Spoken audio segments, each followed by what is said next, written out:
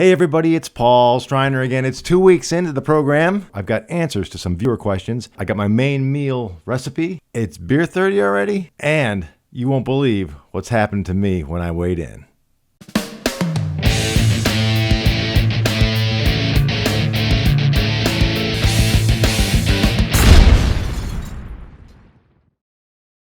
Okay guys, it's 7 weeks out until Christmas, trying to look and feel our best for the holidays through a program of weight training and cardio and a healthy diet. So this was last week, 200 pounds. Our goal for this week was 198.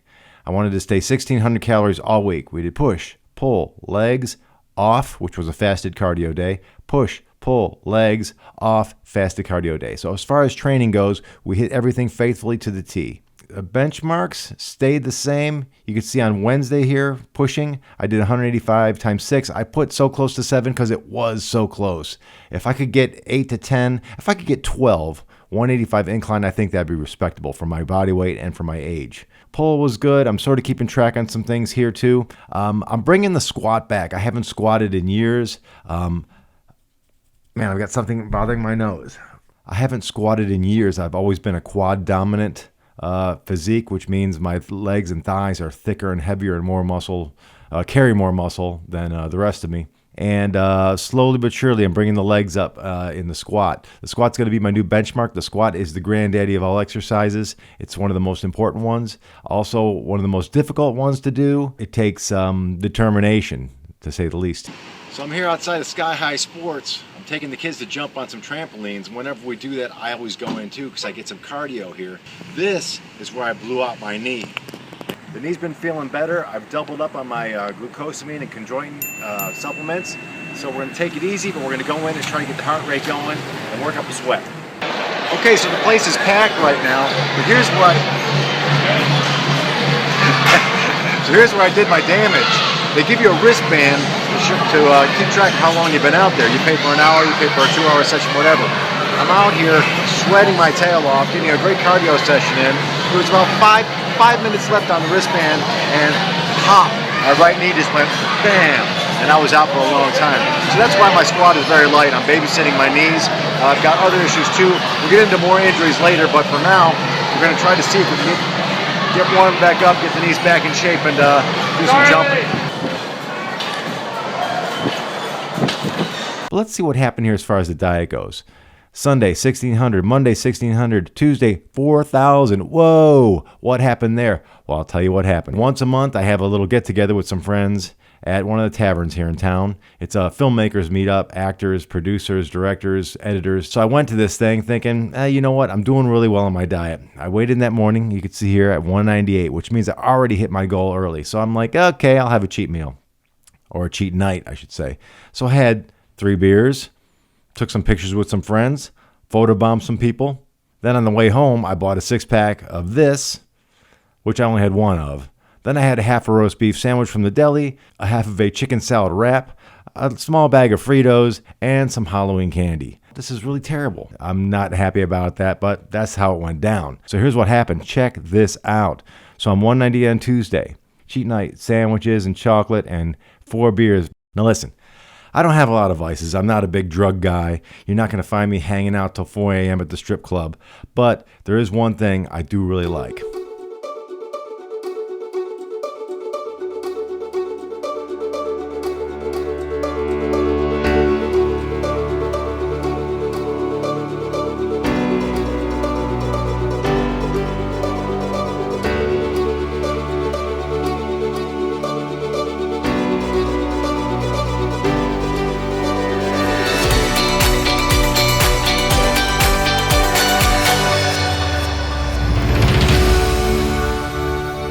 Yes, folks, I am a beer drinker.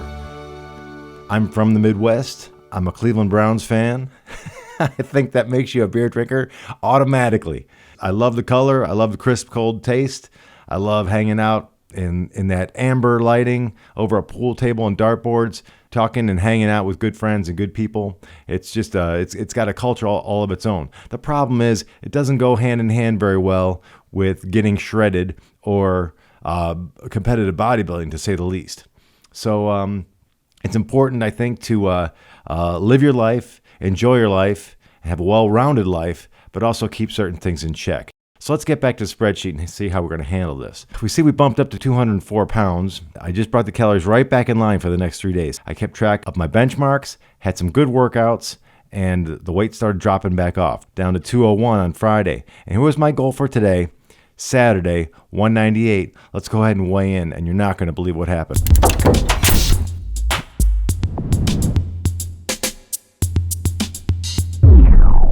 I'm going to stop things right here. So I put my camera on the sink, aim it down at the scale. Now, when I weigh in, I want a pure weigh in. I don't wear any clothes. I'm buck naked. My dad calls it the bare facts. What are the bare facts? How much do you weigh with no clothes on? So I aim the camera, I get onto the scale, and I record my weigh in. I upload it to the computer to edit it. And lo and behold, the angle of the camera is pointed right into the reflective part of the scale so that the video is reflecting right up into my junk. Full dog and meatballs. You're looking from under. Had I not caught it, who wants to see that? Nobody.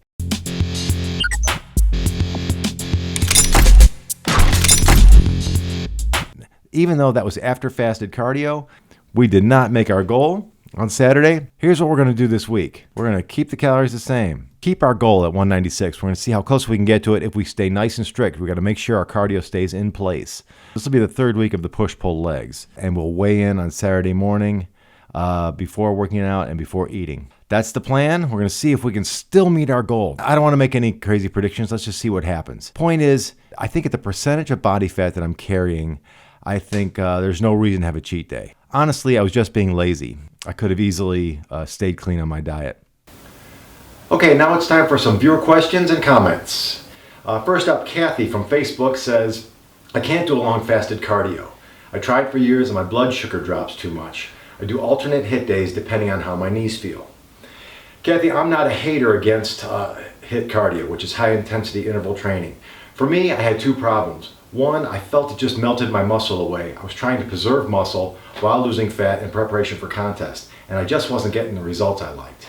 Secondly, I did experience some chest pains at night. My instinct was telling me I needed a break from cardio, and when I picked cardio back up, I did low intensity, steady state, and I never had that problem again.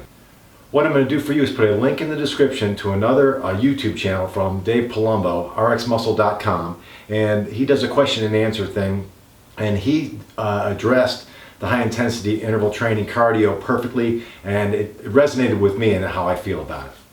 Next, Christy also on Facebook says, Paul, so what are your net calories after factoring in the calories burned during your workouts?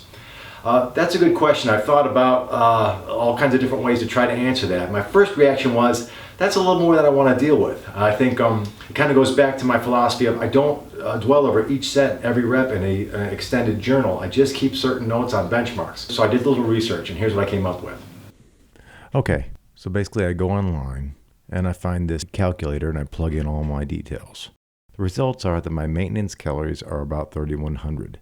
So I go to another one, and they have the same type of thing. I click in my information, and again, it turns out to be right around 3,100 calories per day, according to my age, my weight, and my activity levels.